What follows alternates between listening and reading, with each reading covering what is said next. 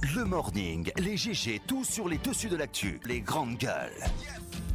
Parler beaucoup, manger l'argent, voyager beaucoup seulement, mais travailler beaucoup, créer des choses en place. Merci de nous rejoindre sur Radio Espace, mais aussi sur Espace TV. Tous les matins, vous avez rendez-vous évidemment avec cette émission. Vous nous regardez à la télévision en direct. Plusieurs moyens évidemment s'offrent à vous pour réagir sur nos sujets. Soit vous partez sur Twitter, ce qu'on vous recommande d'ailleurs fortement. Hashtag Espace GG, sinon l'autre numéro de téléphone qui s'affiche juste en bas de l'écran. Avec plaisir, nous allons prendre en compte vos messages dans notre émission Les Grandes Gueules. Ici, nous débattons évidemment ce qui fait l'actualité chez nous en Guinée. Bonjour Jacques Lewalinou. Bonjour Lamine. Bonjour à vous, Mafoudia Bangoura. Bonjour Lamine, bonjour à tous. Bonjour, mon cher Roby. Bonjour. Bonjour, Abaka Diallo. Bonjour Lamine, bonjour à tous. Ouais. Ah, mais c'est bien ça. Abaka... Oui, si, ça le fait. Allez. Les inspecteurs d'État en grève depuis le 15 août. Oui, c'est vrai. Les inspecteurs d'État, ils sont au nombre de 18, parce que 2 ont été déjà nommés. 2 parmi eux, ils étaient en tout 20. Mais 2 ont déjà bénéficié de décrets présidentiels, notamment celui qui était arrivé major à l'issue du concours, en l'occurrence M. Gandoba, qui a été nommé au niveau du ministère de l'économie et des finances. Alors ce qui arrive, c'est que ces inspecteurs ont été recrutés par voie de concours. Plusieurs centaines de jeunes Guinéens avaient postulé pour donc être parmi ces inspecteurs d'État au niveau donc de la présidence de la République. Parce qu'il faut rappeler que ces inspecteurs donc, qui travaillent donc, au niveau de l'inspection générale d'État, et l'inspection générale d'État est un service qui est directement rattaché à la présidence de la République. Donc ils ont été recrutés, une vingtaine, 20 exactement, depuis 2016. Ils travaillent au niveau de l'inspection générale d'État qui a à sa tête l'ancien ministre d'État des Transports, M. Aliou Diallo. Ces inspecteurs vivent une situation extrêmement précaire. Depuis leur nomination, ils n'ont pas de bureau. Ils ont un salaire lance-roquette, un salaire de 2 millions de francs guinéens. Le bon de carburant qu'on leur donnait par mois, donc mensuellement, qui était de 2 millions de francs guinéens, a aussi été revu à la baisse. Aujourd'hui, il est autour de 1,8 million. Au-delà de ça, ils n'ont pas de véhicule de service. Ils se retrouvent tous dans une grande salle au niveau donc de l'inspection d'État. Il n'y a pas beaucoup de machines, pas de matériel de travail. Donc si vous voulez, c'est une sorte de corridor de misère dans lequel on vient les empaqueter tous. C'est extrêmement grave. Ils ont effectué une mission professionnelle, un voyage professionnel à Dakar pour aller comprendre comment l'inspection d'État du côté du Sénégal fonctionne. C'est un service qui est logé au sein même de la présidence sénégalaise. Donc qui a toutes les commodités, toutes les conditions sont réunies pour que ce service fasse un travail de qualité. Parce qu'il faut quand même savoir quel est le rôle, quelle est la mission de ces inspecteurs d'État. Ils sont, si vous voulez, un corps de contrôle qui doit intervenir dans le cadre de la lutte contre la corruption. Donc, ils font des enquêtes sur des milliards de francs guinéens qui sont parfois compromis, qui sont parfois donc objets de détournement par des délinquants financiers au sein de l'administration. Mais vous donnez 2 millions de francs guinéens à quelqu'un qui doit enquêter sur des milliards de francs guinéens. Où est la garantie que ce travail va être fait? Donc ils sont extrêmement vulnérables à la tentation, à la corruption. Les grandes gueules. Depuis 2016, ils prennent leur mal en patience. Cela fait 3 ans. Pourtant, en octobre 2018, le président de la République, dans un décret, a signé donc le statut particulier de ces inspecteurs. Donc le statut portant attribution, mission et fonctionnement donc de l'inspection générale d'État, donc avec donc des prérogatives et des conditions prévues à cet effet. Mais depuis, cela n'a pas été rien n'a été fait, rien n'a été pris comme mesure en leur faveur. Donc en mars 2018, ils ont fait une réunion, une assemblée générale pour à l'issue de laquelle donc ils ont dressé un mémorandum et qu'ils ont adressé au chef de l'État. Le 21 mars, ils vont rencontrer le ministre secrétaire d'État à la présidence, M. Nabi Youssouf Kiridi Bangoura. Donc, à l'issue de cette rencontre, ils ont demandé à rencontrer le chef de l'État. Cela n'est pas obtenu depuis tout ce temps parce qu'ils ont envie de requérir les conseils, les sages conseils du chef de l'État, mais aussi de lui exprimer leurs préoccupations. Ouais. Donc, cette rencontre n'a toujours pas eu lieu. Pour autant, c'est une demande expresse de ces inspecteurs. Le ministre Kiridi avait promis au cours de cette rencontre qu'un travail était en train d'être fait pour que les revendications, les réclamations de ces inspecteurs soient prises en compte, que leurs conditions de travail soient améliorées. À date, ils ont adressé des courriers au Premier ministre, au ministre Kiridi et au président de la République, sollicitant donc cette rencontre avec le chef de l'État pour que celui-ci, son attention soit attirée quand même sur leur situation. Cela n'est toujours pas fait et depuis le 15 août dernier, ils ont décidé donc d'arrêter tout travail. Ils sont donc en grève. C'est malheureux. Ouais. C'est un corps de contrôle extrêmement important qui est le corps de contrôle, si vous voulez, le plus élevé, c'est le niveau supérieur des corps de contrôle en République de Guinée. Mais vous regardez là, dans quelles conditions, dans quelle misère ces fonctionnaires travaillent au niveau de la présidence de la République. C'est malheureux. Mais ça serait bien qu'on les appelle ce matin, Titi. Hein, ils sont astreints au devoir des réserves. Oui, c'est mieux c'est mieux plutôt qu'on interpelle le ministre Kiridi Bangoura. Ouais, pourquoi pas. Ouais. Allez-y, mon cher Obi. Qu'est-ce qu'on va dire de plus? Si vous avez des tas de misères, des gens qui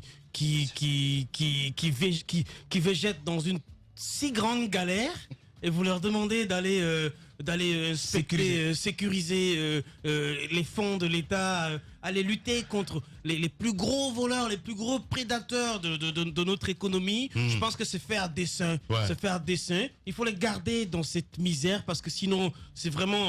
c'est comme quand vous élevez un tas de bergers allemands qui, après, revient vous mordre. Vous comprenez, vous voyez un peu l'image. Donc, moi, je pense qu'ils sont gardés en l'espèce. C'est sciemment fait. Ouais, c'est fait exprès en fait. C'est fait exprès parce que sinon après c'est le serpent qui vient que vous nourrissez qui vient vous dévorer. Moi, je pense qu'il faut que le président de la République soit le Premier ministre d'ailleurs, je reviens encore sur son discours quand il a été nommé Premier ministre. Je pense que son cheval de bataille c'était la lutte contre la corruption. Il a un instrument idéal pour lutter contre la corruption, c'est de mettre ces inspecteurs là dans d'autres pays, les inspecteurs d'État. C'est quelque chose, hein. Je suis parfaitement d'accord. Mais tu viens de toucher un mot, à dire l'une des missions de Kassori, évidemment, parce qu'on a vu quand il est venu, les têtes sont tombées. On a vu Diawara. Ça n'a plus continué, malheureusement. Ça n'a pas continué parce qu'après, quand tu vas dans ces endroits-là, tu poses des questions, on se dit non, mais tu sais, hein, le parti est plus fort et tout ça, donc on n'ose pas toucher à certaines personnes. Non, mais c'est des arguments. Non, mais c'est des arguments. Vous avez une oligarchie qui est à la tête de l'État qui s'enrichit énormément. Vous pensez qu'ils ont le loisir de donner les moyens à des inspecteurs qui, à la base, vont commencer à fouiller peut-être en bas, mais ça risque de remonter là-haut. Et en haut, qui sont là, c'est bien ceux-là qui sont censés entretenir ces inspecteurs-là. Je pense, c'est ce que je vous dis. Je vous dis que c'est fait exprès. Il faut donner les moyens à ces inspecteurs, sinon après, ça devient dangereux pour eux-mêmes. Donc je pense que c'est le président de la République et le Premier ministre qui doivent prendre cette situation à bras-le-corps. Si le Premier ministre est toujours dans sa logique de lutte contre la corruption, eh ben, il doit mettre les moyens à disposition de ces inspecteurs-là. Il ne demande rien, il ne demande pas grand-chose. Il demande juste des bureaux, un salaire un peu plus décent pour leur permettre d'être un peu plus coriace face aux grands bandits. Du côté du Sénégal, par exemple, que les gars ils touchent 50 millions par mois. 50 millions, ça, c'est du côté du Sénégal. Alors on ne sait pas ce qui se passe. L'inspecteur général, donc le patron, il est autour de 90 millions de francs guinéens. Voilà. Oui, Mafoudia, t'es baba ce matin. Les grandes gueules. En fait, c'est pourquoi j'ai ri tout à l'heure quand Titi a parlé de grève, parce que je me dis, si vous allez en grève, il y a beaucoup qui vont se frotter la main. Allez vous asseoir et laissez-nous faire ce que nous faisons. Mais ça dérangera pas beau monde. Il ne fonctionne même pas. Voilà, ça dérangera pas beau monde. En tout cas, ça c'est clair. Et s'ils sont dans cette situation, c'est vrai qu'on parle aujourd'hui de moyens, l'exemple du Sénégal, mais ce serait bien d'ajouter à cela cette garantie morale. Parce que ce qui est sûr, l'État a les moyens, mais l'État n'a pas suffisamment de moyens pour outiller financièrement un inspecteur face à un milliardaire. C'est pas possible. L'État n'a pas ces moyens. Maintenant, le peu que l'État donne, que ça soit un million ou quoi, on doit ajouter à cela la garantie morale, c'est-à-dire ce travailleur qui est là, qui travaille pour la nation, qui est convaincu des objectifs qu'il s'est assignés, donc il fera tout, même si on lui tend des milliards, qui se dira non, c'est vrai que je gagne moins, mais je suis ici pour tel travail. Mais comment aussi aller sur ce terrain dans un pays... Il faut des garanties juridiques, hein, pas des garanties morales fondamentales. Tout va avec, justement, c'est pourquoi ce corps est mis en place. Et justement, j'allais en parler pour dire qu'à la base, il y a, si on veut, c'est un corps, on peut considérer ça comme un corps exceptionnel qui n'est pas comme les fonctionnaires d'État, enfin, au quotidien, l'ensemble. Avec eux, on a besoin d'une certaine restructuration. On les appelle les maudits. Pourquoi? Non, c'est pas ce que je veux dire, moi. C'est pas ce que je veux dire, moi. Mais oui, quand on dit maudit, ça, c'est dans le contexte guinéen où on te dit ne va pas voir l'argent et puis tu fais le sein, tu quittes pendant que les autres s'enrichissent, c'est qu'il faut être maudit. C'est vrai que cette formule a pris de l'importance, de l'ampleur en Guinée. Malheureusement, c'est le cas. Mais encore une fois, avec ce corps, moi, je ne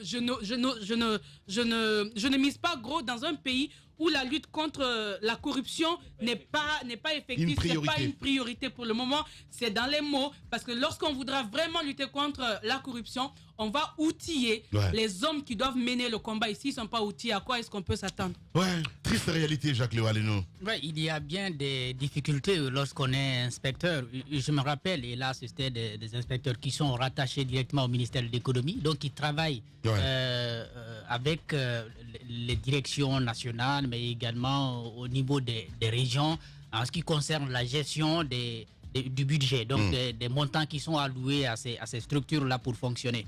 Il était question à l'époque de l'hôpital régional l'hôpital régional donc de Kindia, où un inspecteur avait des difficultés à accéder ne serait-ce qu'aux documents comptables de l'hôpital. Le directeur s'y refuse, l'inspecteur n'a aucun moyen d'exiger que ces documents-là lui soient mis à sa disposition. Mais raison pour laquelle je parlais du parti tout à l'heure. On a écouté Damaro ici avec Maître Karabakaba du côté de Kankan. Le procureur. Ce n'est pas à exclure, cette éventualité-là, le fait que le parti politique soit mis en avant, parce qu'il y a certains cadres justement qu'on n'oserait pas toucher. Mais ça a une conséquence sur l'administration, parce que si l'administration doit fonctionner selon la volonté du parti, jusqu'à un certain niveau, je pense que ça ne peut pas marcher. Mais globalement, il faut se dire que nous ne sommes pas aussi prêts à lutter contre la corruption. Vous imaginez, on en parle souvent, parfois même avec dérision. Le siège de l'Agence nationale de la lutte contre la corruption, je ne sais pas c'est dans quelle villa, mais c'est tout à fait, c'est à proximité des pêcheurs de Boulbinet là-bas, abandonnés, oubliés. Les gens sont là-bas, ceux qui travaillent avec le directeur de cette agence, ils se battent beaucoup plus pour avoir d'abord un salaire que d'aller enquêter quoi que ce soit qui a trait avec le comportement. N'a même pas pris son petit déjeuner. Je pense que je ne sais même pas comment il va pouvoir contraindre un directeur. Ce qui arrive donc avec les inspecteurs d'État qui sont rattachés à la présidence, je pense que ça veut tout dire. Parce que pour les autres, on pouvait estimer, c'est à un niveau beaucoup plus bas, mais ça, c'est avec le président de la République. Donc, ils sont au niveau de la présidence de la République, ils sont appelés à aider le président à avoir plus clair dans la gestion des affaires publiques. Mais on dit, on vous oublie, on n'a même pas besoin de vous. Si vous voulez, vous pouvez faire votre travail. De toutes les façons, nous, on a créé. Au fait, c'est des concepts importés. Puisque le Sénégal en a, puisque le Mali en a, puisque les autres pays en ont, on va dire, bon, nous aussi en Guinée, nous allons mettre en place... conformité. Il faut se conformer. Normalement, c'est une norme administrative. On va avoir une inspection d'État, donc on crée, mais en réalité, il n'y a rien dedans.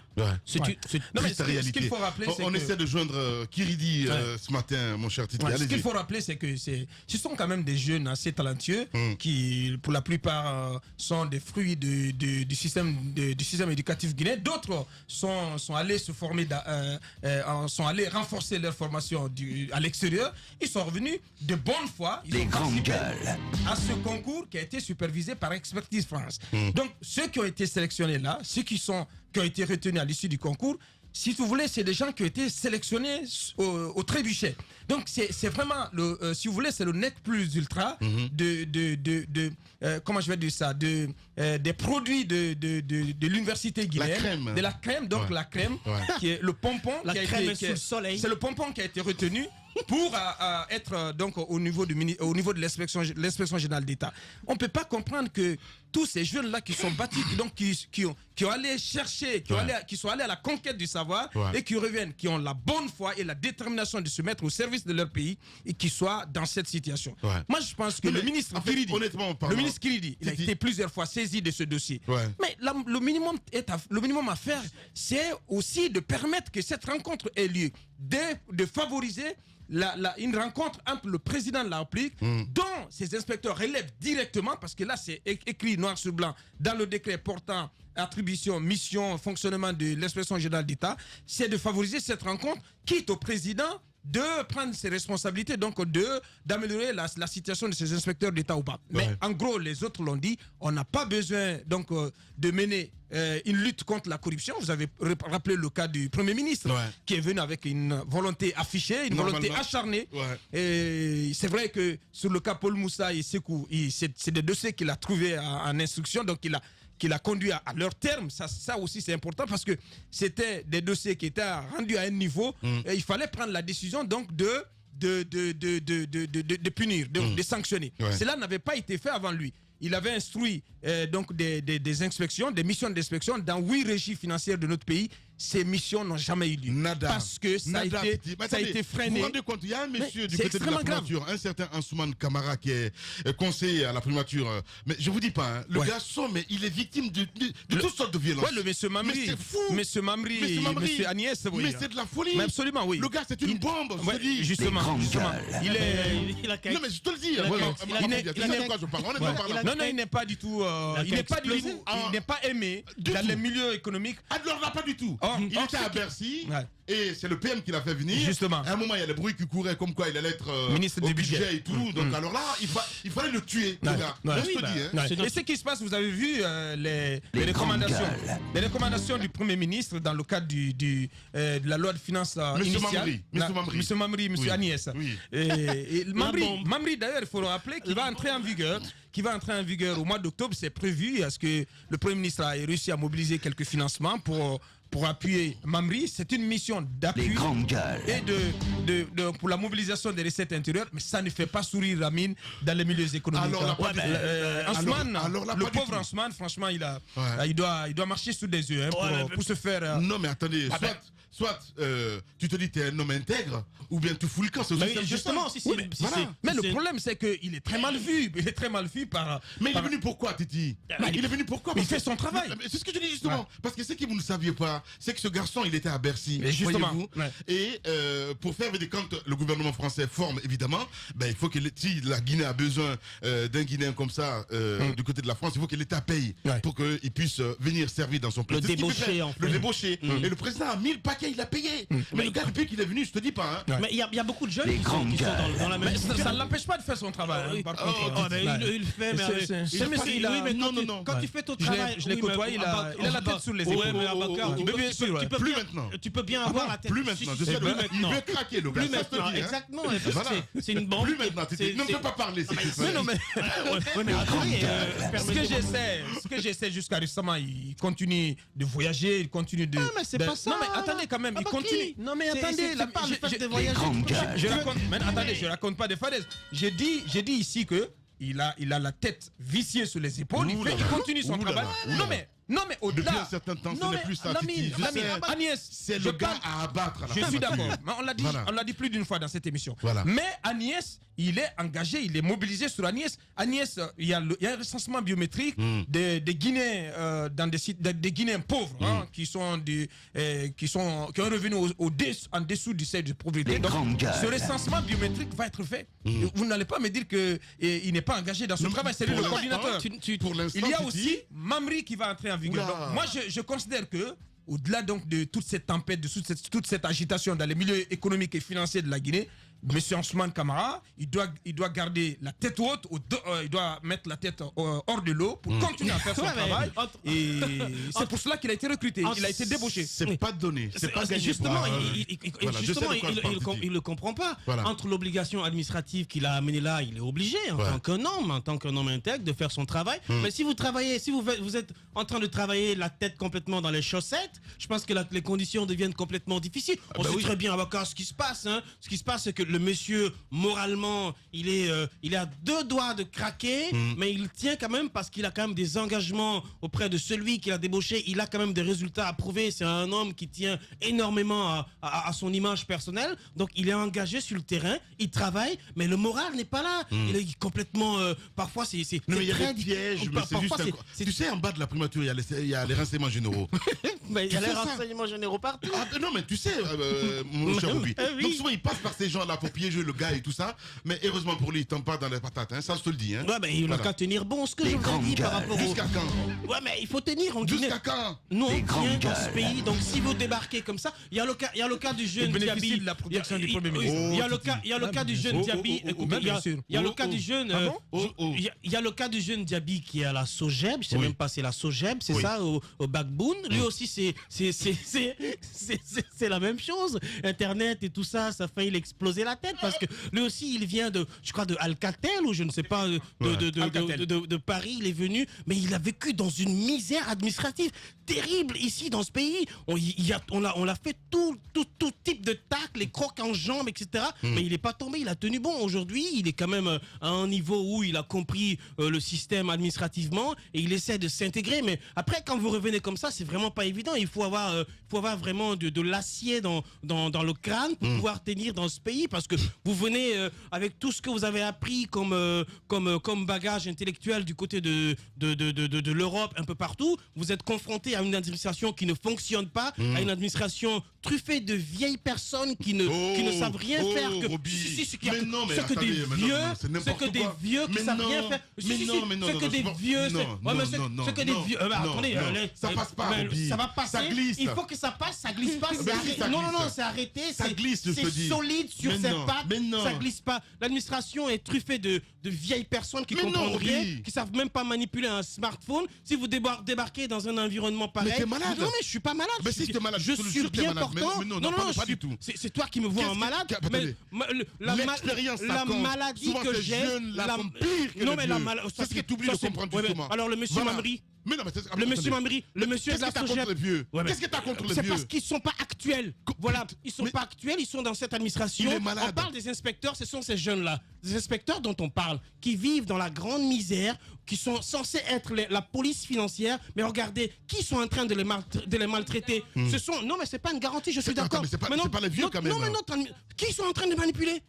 C'est pas les vieux qui refusent d'aller rendre compte au président pour que leur situation soit prise en compte. Ce sont des gens qui seraient... Non, attendez. Ce sont des gens qui sont là dans l'administration depuis le temps colonial jusqu'à Lansana Conté, en passant par Dadis, etc., qui sont en train de barrer le chemin à ces jeunes-là pour que... Mais le temps colonial. Ouais, le temps colonial, ceux-là sont morts.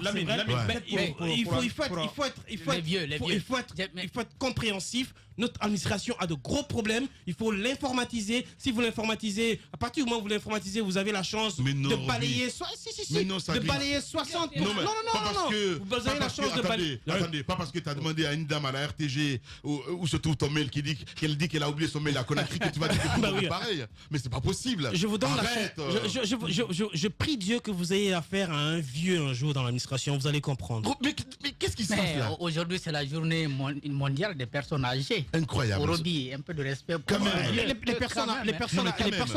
personnes âgées ont droit au respect. Mais encore une fois, depuis qu'il nous a filé dans ce studio, cette administration est truffée de vieilles. Votre mail, il m'a dit j'ai oublié mon mail à Conakry. Alors là, je ne sais pas trop ce qui se passe dans sa tête. Honnêtement, faut arrêter.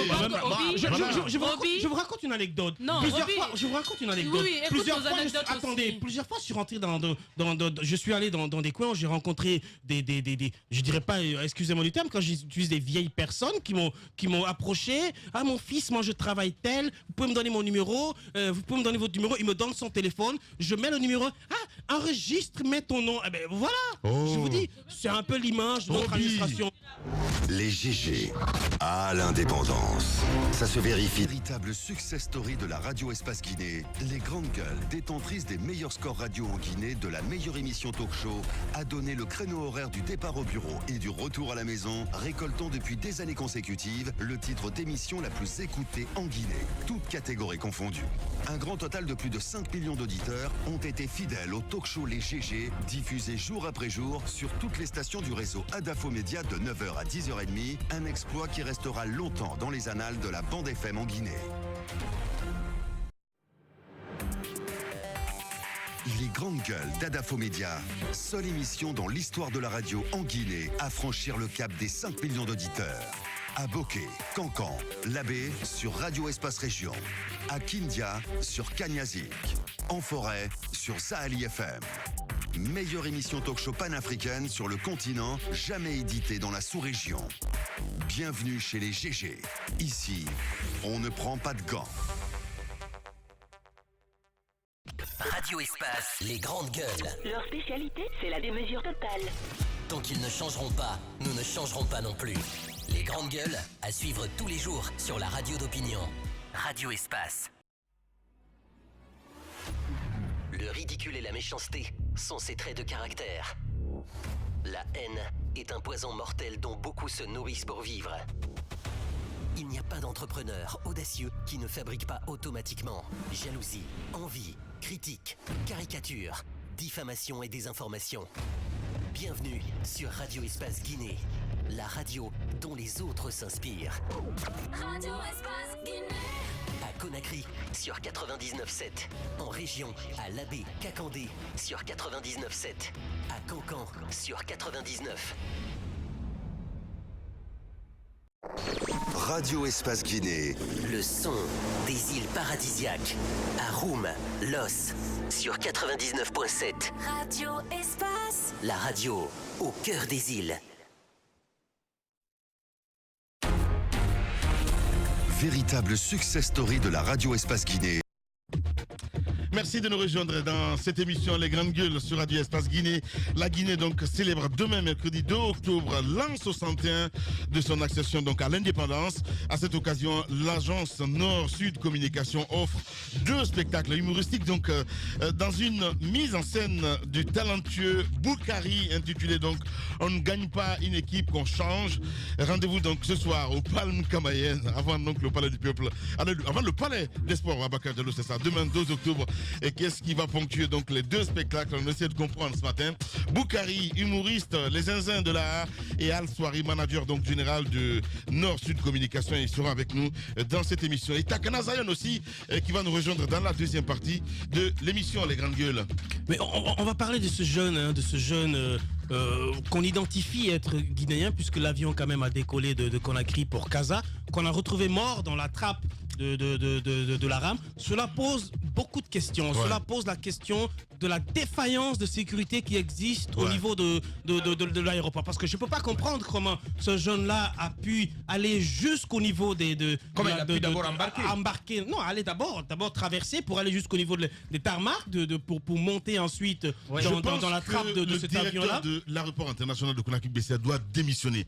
S'il a une conscience. Mais attendez. On doit l'enlever, il ne démissionnera pas. On doit l'enlever, ça c'est un gros problème de sécurité. Ça c'est un énorme problème. Ça veut dire que n'importe qui peut aller. Soit il y a eu des complices au niveau de l'aéroport qui ont aidé ce jeune à aller sur la piste pour pouvoir monter dans la trappe, ou tout simplement il y a une défaillance sécuritaire qui existe au niveau de l'aéroport qui a permis à ce jeune-là de se faufiler pour aller là. Mais c'est très inquiétant. Je pense que dans d'autres pays, ça aurait pu être très inquiétant. Ça doit être le nôtre aussi. On ne peut pas comprendre n'importe quel individu, dangereux ou pas, peut finalement aller monter dans la trappe de l'avion. Ça peut être un terroriste. Je suis pas en train de vous faire peur, mais ce que je veux dire, c'est que comme, hein?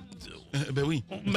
Là-bas, ça devient terrible. Là-bas, c'est tous les passagers qui passent, qui sont la vie de tous les passagers qui devient engagée. Donc, je pense qu'aujourd'hui, ce problème-là, on devrait interroger la sécurité de l'aéroport en passant par le directeur, une explication sur ce qui s'est passé, et au-delà de la mort de ce jeune que nous déplorons terriblement. Je pense que l'aéroport de Conakry n'est pas du tout en sécurité. Hein. Voilà, c'est pas sécurisé Mohamed du tout. David, tu vas essayer de nous appeler le directeur de l'aéroport. Allez-y, mon cher Jacques. On ne pouvait plus s'attendre à cela. On pouvait l'apprendre ailleurs, dans d'autres aéroports, pour dire, bon, vous n'avez pas connu l'expérience de Yaguine Fodé.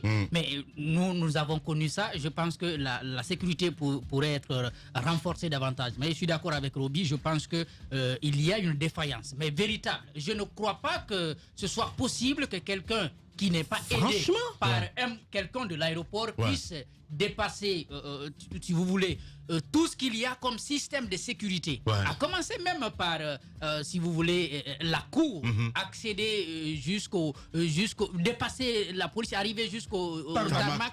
Je pense que ça, il y a eu des complicités. Il y a eu des complicités qu'on pourrait même soupçonner jusqu'au niveau de la compagnie. Je ne dis pas que d'emblée que c'est possible que la compagnie ait été mêlée, mais je pense que... Non, mais attends, je suis parfaitement d'accord avec toi, parce que même la compagnie doit être questionnée. Royal Air Maroc ce n'est pas une compagnie du tout qu'on peut recommander. Je pense que c'est sérieux, à commencer par la direction de l'aéroport, mais également...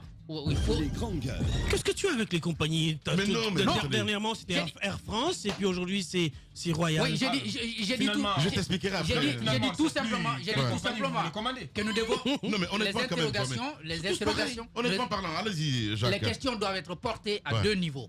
Le système de sécurité de l'aéroport, donc la direction, les services de police, etc., mais également la compagnie. Parce qu'on ne peut pas arriver jusqu'au niveau du vol et puis s'introduire sans que le personnel aussi ait pu remarquer quelque chose jusqu'à décoller. Je pense que toutes ces questions-là doivent être posées, que ce soit un Guinéen, que ce soit un étranger. Mais puisqu'il est parti de la Guinée doit aussi prendre la responsabilité de faire toute la lumière sur cette situation. Justement, allez-y Mafoudia Bangoura. C'est vrai que moi j'ai hâte d'en savoir davantage sur ce jeune. On essaie d'appeler le directeur de l'aéroport. En fait, j'ai hâte d'en savoir un peu plus sur lui parce que c'est quand même, il a pris un gros risque. C'est vrai, nous connaissons le trajet. On se rappelle, il y a des mesures qui ont été prises récemment du côté de la RAM pour justement empêcher que des Guinéens ne partent au Maroc que pour traverser. Il y a ce système de visa-là électronique AVR qui a été imposé. On a compris. Maintenant, cette manière de faire, ça rappelle Yaguine Fodé, c'était en 1999. Aujourd'hui, les choses ont évolué. Ce matin, je lisais les infos, mais c'est hallucinant de savoir qu'un jeune, quand même, s'est mis en danger. Il a effectué 3800 km, 3 heures de vol, 11 000 mètres d'altitude. Je ne sais pas, quand je lis les chiffres, j'essaie d'imaginer un peu dans ma tête, c'est quand même un gros risque. C'est atroce. Partir, se mettre sous la trappe de l'avion. Il paraît qu'il est mort tout de suite après. Non, mais carrément, en fait, ce n'est même pas la... Comme d'habitude, c'est le corps qui a fait le voyage. C'est au décollage qu'il a directement trouvé la mort. Il ne pouvait pas aller au-delà, ça c'est clair. Maintenant, la question sécuritaire au niveau de l'aéroport, combien de fois on en a parlé ici? Moi, je donne un seul exemple. C'est à l'aéroport de Conakry. Peut-être j'ai pas fait beaucoup d'aéroports, mais les peu d'aéroports que j'ai fait, c'est à l'aéroport de Conakry ici.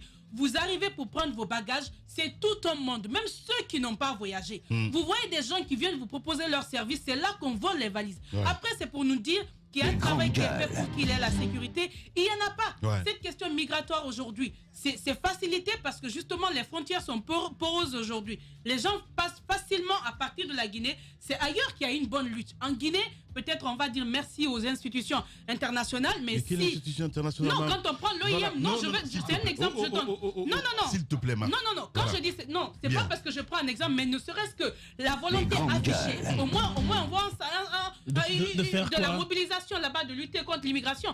Mais lorsque je dis tout le temps, c'est quand on prend la question souvent, on a vu les présidents africains qui sont partis en Europe pour demander de l'argent pour lutter contre cela. Pourtant, c'est leur enfant qui meurt tous les jours. C'est comme pour dire, si vous ne nous donnez pas de l'argent, nous, on ne peut rien faire, on va les laisser mourir. Où est notre préoccupation? C'est de cela que je veux parler. Il y a beaucoup d'institutions qui naissent aujourd'hui pour lutter contre cela. Mais qu'est-ce que nous, on en fait? Est-ce que c'est devenu une priorité pour de dire, il faut qu'on arrête, il faut que des Guinéens arrêtent de mourir en mer? Quand on prend le nombre de jeunes qui meurent en mer, la Guinée aujourd'hui n'est pas loin sur la tête de liste.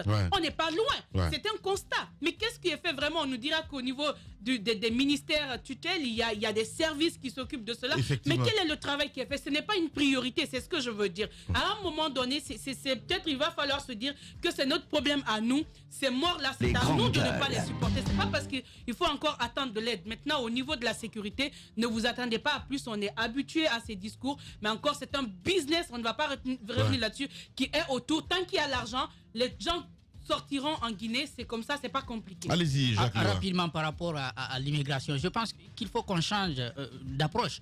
Parce que ce que nous avons toujours fait, c'est justement le fait d'étendre la main ou bien de compter sur les institutions. Finalement, à l'interne, on ne fait rien.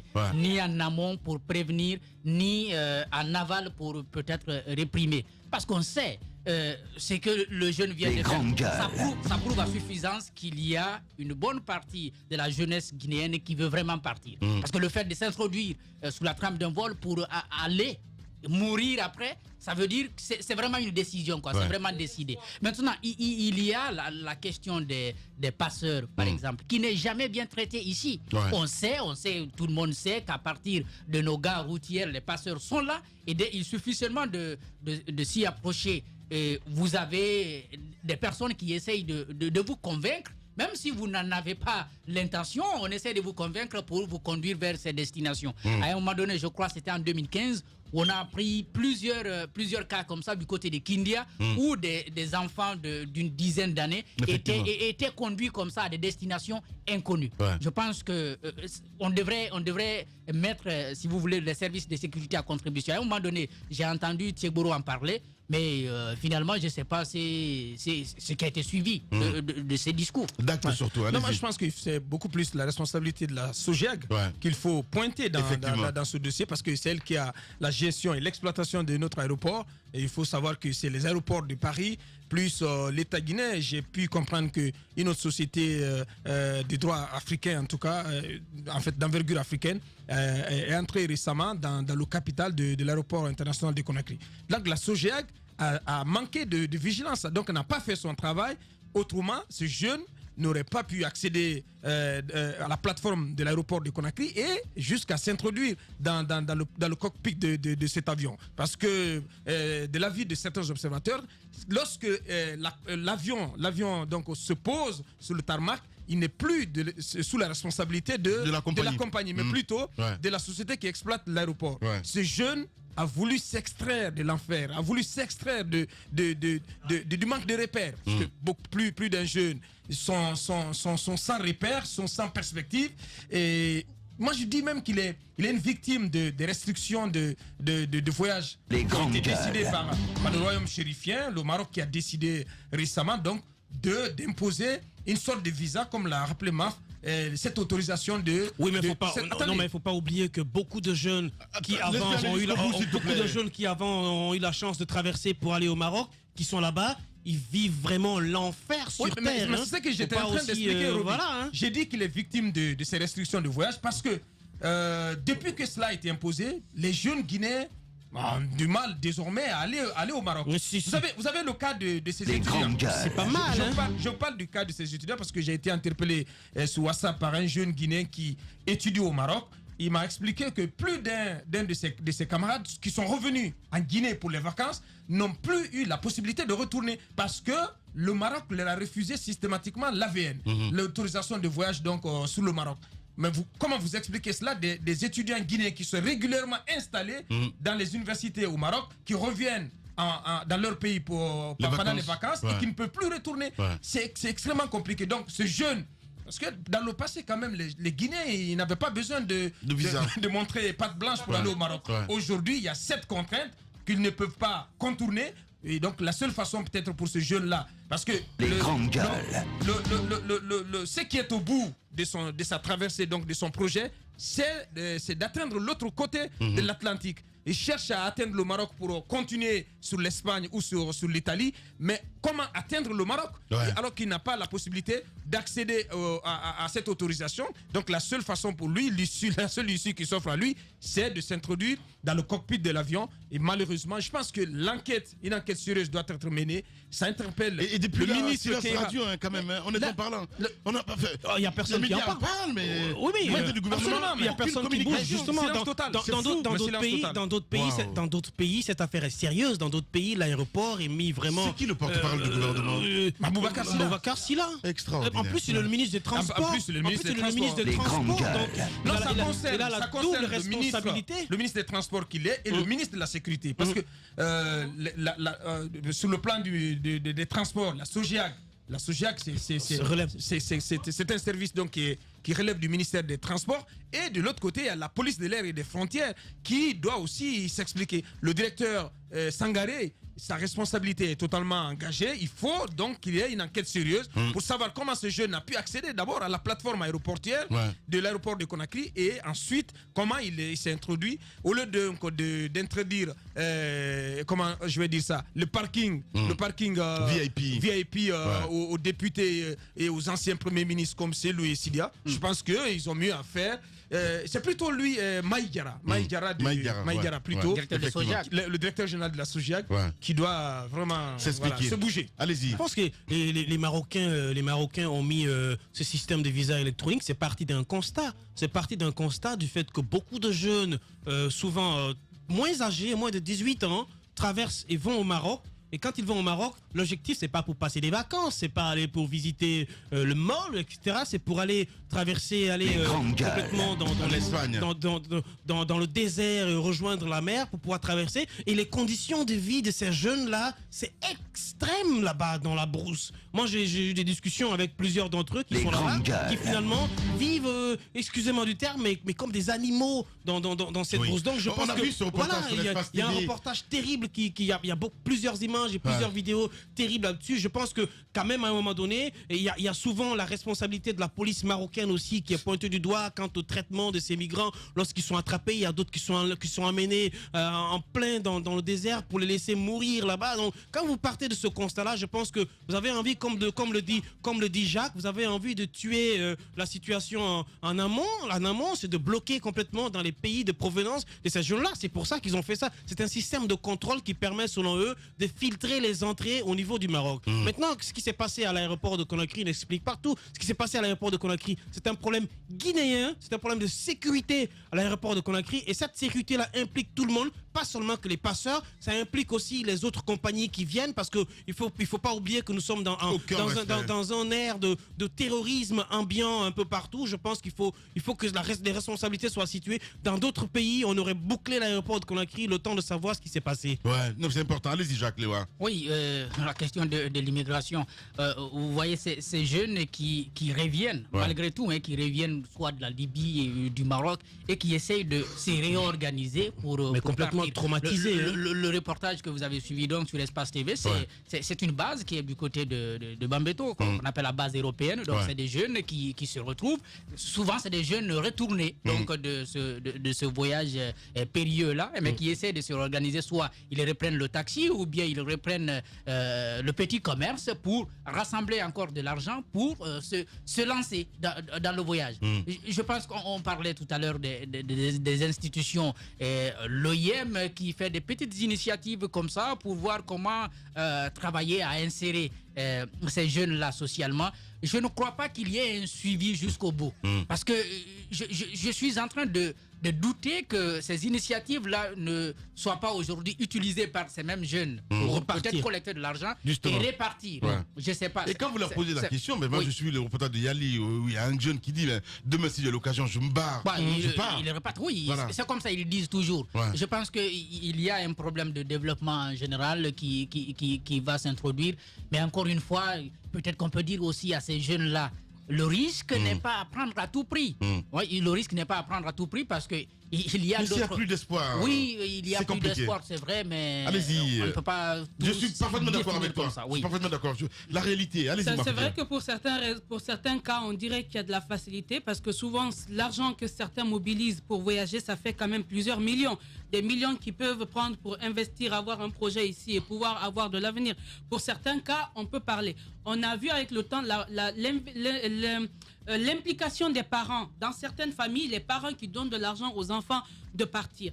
En tout cas, on en revient à deux cas. L'immigration, ça a toujours existé, le déplacement des peuples. Mais quand on prend certains pays où il y a la guerre, on peut encore comprendre. Mais dans un pays comme la Guinée, où il n'y a pas la guerre et on a un grand nombre de jeunes qui sortent, il faut se poser la question autour de la politique qu'il y a dans le pays pour le développement. Parce qu'encore une fois, ce qu'il faut, c'est de quand même pouvoir offrir à présent, peut-être qu'il est temps aux Africains, mais sinon on continuera toujours à être les damnés de la terre, à être les maudits de la terre, à être ceux qui vont le plus souffrir. Mais ça passe par la politique, parce que c'est quand même, quand on interroge ces jeunes qui partent, ils disent qu'ils partent pour avoir plus que ceux qui n'ont pas, parce qu'ici, ils disent qu'ils ne représentent rien. Comment qu'on peut comprendre qu'on ait des politiques, qu'on ait des gisements, qu'on ait de l'or, qu'on ait quoi, mais que des Africains soient obligés de mourir à mer pour un bien-être? Je pense qu'à un moment, il faut que les politiques africains, franchement, ils arrêtent. Il est temps de faire quelque chose. L'autre question qu'il faut se poser, c'est une question de retour d'image aussi. Quelle est la structure qui gère la piste d'atterrissage de l'aéroport de Conakry? Parce que j'ai cru comprendre qu'il y a le service aussi qui s'appelle l'ANA, l'Agence nationale de navigation aérienne, qui est, je crois, dirigée par l'ancien ministre Kaba, qui devrait aussi être interrogé dans ce dossier. Mais on l'a dit assez, on ne dira jamais assez. La question, c'est depuis l'origine. Comment ce jeune, avec la complicité de qui, a pu accéder aux installations de l'aéroport? Comment il a fait pour se retrouver sur la piste d'atterrissage? Parce que l'ANA, quand même, c'est elle qui gère la tour de contrôle. Elle est supposée aussi contrôler la piste d'atterrissage. Les mouvements. C'est extrêmement important donc que tout cela soit Il y a quand même des caméras, non? Nous réclamons, il faut réclamer. Non? Voilà un sujet que la société civile guinéenne devrait s'intéresser, auquel la société civile devrait s'intéresser pour exiger que lumière soit faite sur ce qui s'est passé. Sinon, d'autres Guinéens vont continuer à tenter l'expérience, une expérience extrêmement grave. Il y a des caméras de sécurité, non? Normalement, oui. Allez, on va revenir dans un instant, mesdames et messieurs. Dans la deuxième partie, nous allons recevoir évidemment des artistes dans ce studio. Il faut le rappeler, l'événement, ce soir, ça va démarrer du côté de Palm Camayen, ici à Conakry. La Guinée célèbre demain, mercredi 2 octobre, l'an 61 donc, de son accession à l'indépendance. À cette occasion, l'agence Nord-Sud Communication, évidemment, offre 2 spectacles humoristiques dans une mise en scène de talentueux Boukari intitulé « On ne change pas, une équipe qui change ». Et bien voilà. Allez, le temps est donné. On va revenir dans la deuxième partie de l'émission. Continuez à réagir. Tiens, Lai Junior, évidemment, qui réagit ce matin, qui nous envoie ce message. Lai Junior, toujours égal à lui-même. Qu'est-ce qu'il dit, ce Lai? Bonjour, moi aussi, je viens de Paris. Je ne viens pas de Tirana. Qu'est-ce que vous croyez? Foutaise. Voilà, comme d'habitude. Il manque toujours son sujet, Lai Junior Condé. Toujours. Allez, on revient.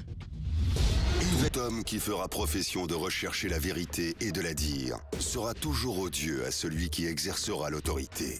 Condorcet. Bienvenue chez les GG sur Radio Espace Guinée.